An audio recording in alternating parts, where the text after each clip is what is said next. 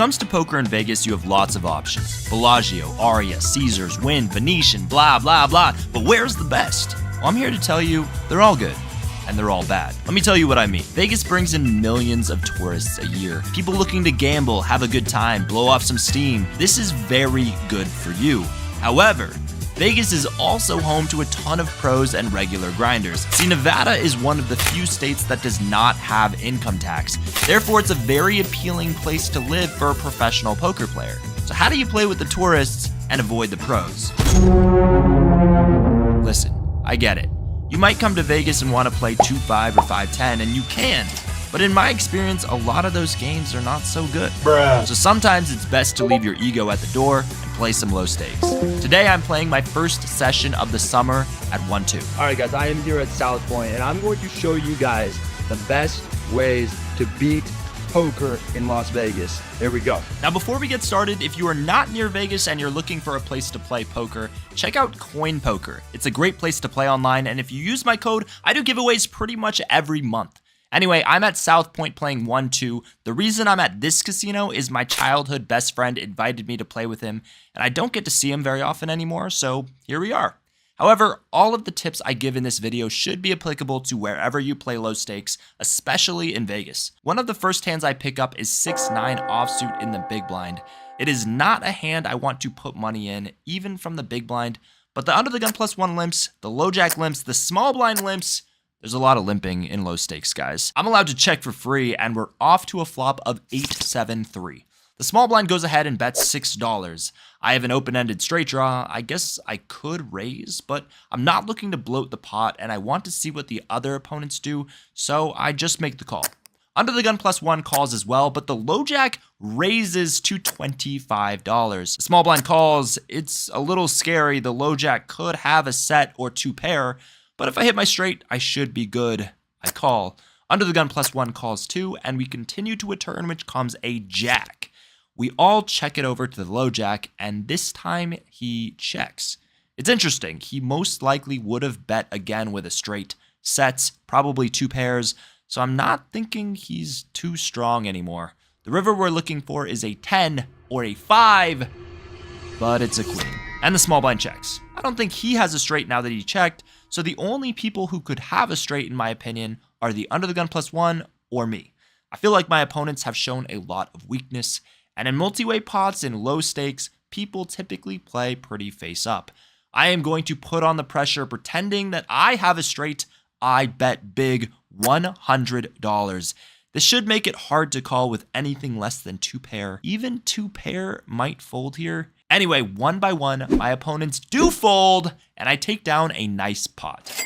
After that, I switch tables to sit with my friend. I'm playing for a little bit. I win a small pot with Jack Queen where I open pre-flop, c-bet the flop, and take it down.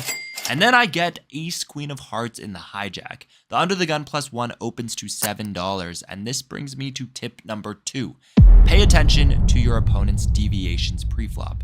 In low stakes, opponents will often change their pre-flop strategy depending on the strength of their hand. I saw this lady limp with king-queen offsuit from late position a few hands ago. So now when she raises from early position, it tells me she most likely has something stronger than king-queen. Then the lady next to her 3-bets to $15. It's a very small sizing, but overall 3-bets in low stakes are very strong. Most people do not 3-bet enough. So if my hand was offsuit, I probably would just throw it away. But here I decide to call, proceed with caution to both these ladies, and try to spike a monster hand. The cutoff calls as well. It's back to the under the gun +1. I'm hoping she doesn't re-raise, because then I would fold, but she just calls, and we're off to a flop of 8-8-6. Both ladies check to me. I'm guessing they would bet with a lot of their overpairs, but I'm still not going to bluff into 3 other people, so I check, and the cutoff checks as well. The turn comes the Jack of Hearts, and both ladies check again.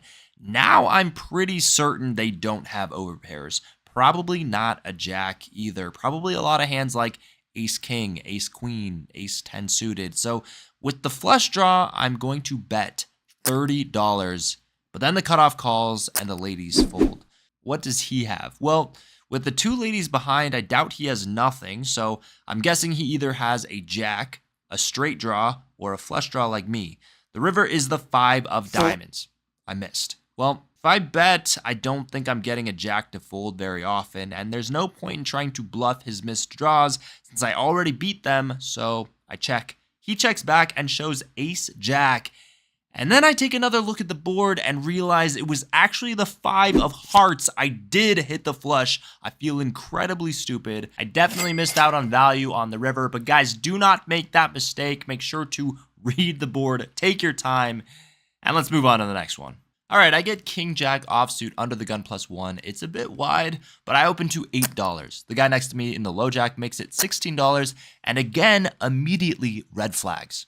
Unless someone proves otherwise, 3 bets in low stakes, generally very strong. The big blind calls. The problem is I'm getting such a good price because he 3-bets so small. So once again, I'm going to try to hit a monster. I make the call. The flop comes king, queen, 5. Big blind checks, I check, and the low jack goes all in for $75. The big blind calls pretty much right away, and it's on me. With the 3-bet in the jam, I think the low jack almost always has ace, king, or aces.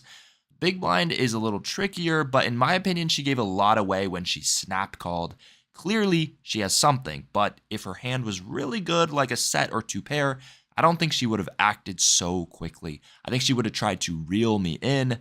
I'm guessing she's on a strong draw or something, I don't know. Maybe a king. I debate playing against her because we're a lot deeper, but eventually I decide it's just not worth it. I fold. The board runs out 3 of diamonds, 8 of diamonds. The low jack has aces. And the big blind has 10-9 of diamonds. She had a combo draw. She hits the flush, and she wins the pot. Even though I actually would have won with the jack of diamonds, but whatever. Then I get dealt the greatest hand in poker. Ladies and gentlemen, pocket aces.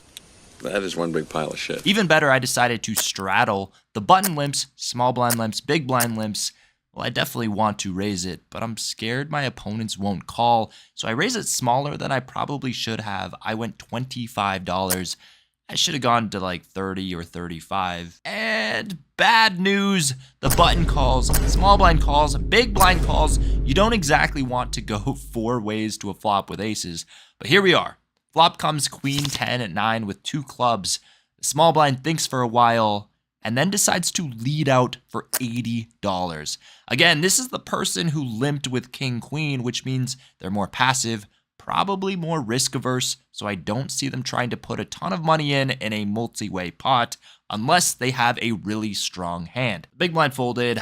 I have aces. It's only 1 bet, but I think I'm going to make an exploitative fold. I fold, button folds, I flip over my cards. I kind of want her to show what she has.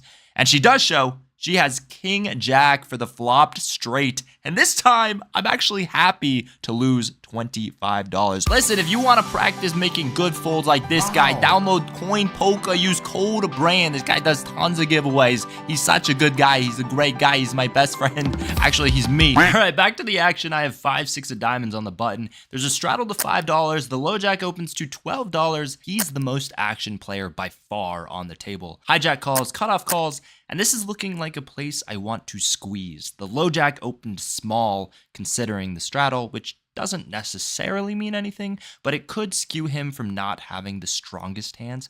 Hijack and cutoff not raising also means they probably don't have the strongest hands, so I am going to put on the pressure. I make it $60. If I get called, at least I have position. The low jack does end up calling. The other 2 people get out of the way, and we're off to a flop of 8-6-4 rainbow. He checks to me, and with middle pair, I'm going to assume I have the best hand a good chunk of the time. I also have a straight draw and a backdoor flush draw in case I'm behind, but I bet small $40. Against aggressive types, a small bet will often induce a raise, whether they have it or they don't, and I'm willing to get it in against his stack size. He does go all in for $200. I quickly call, the board runs out king, queen, I show my cards, and he mucks. Moving on to pocket jacks in the small blind. Under the gun limps, under the gun +2 limps, hijack and cutoff limp. I raise it up. I make it $18 to go and get called by the under the gun +2, hijack, and cutoff. the flop comes ace-6-4, and this brings me to my next tip. Know when to give up on your dreams. A lot of people see premiums and they get attached regardless of the flop, but here, ace-high board with 3 opponents, I'm not putting another dollar in. I check, and when the hijack bets $25, I just let it go without another thought. And then I get jack queen offsuit in the hijack. I open to $10, the button calls, the big blind calls, and we're off to a flop of 10-9-4 rainbow. The big blind checks. I have an open-ended straight draw on 2 overs. I could bet, but I choose to check it to the button, and he checks back. Off to a turn which comes a 6. The big blind checks again, and now after seeing all my opponents check, I'm going to put on the pressure. I bet pretty huge, $35 over the size of the pot. I'm trying to put a lot of pressure on middling pair type hands, and if they do call, I'm trying to build a pot so I can bet chunky on the river if I hit my hand. The button folds.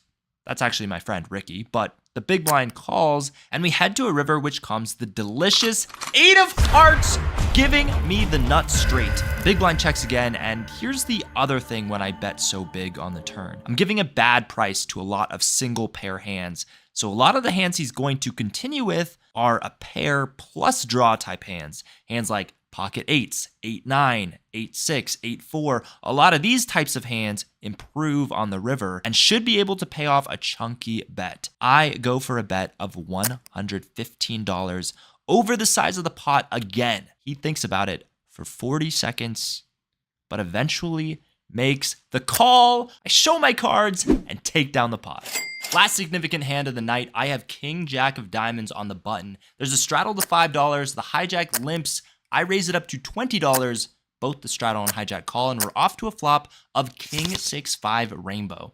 My opponents check to me, and with top pair, I put in a c-bet of $20. The big blind calls, the hijack calls, and we're off to a turn which comes the 4 of diamonds. Both my opponents check again, and now I have the flush draw to go along with top pair. I decide to keep betting $70. If I get called, my intention is to keep betting rivers where I hit a flush or 2 pair, and then check pretty much everything else.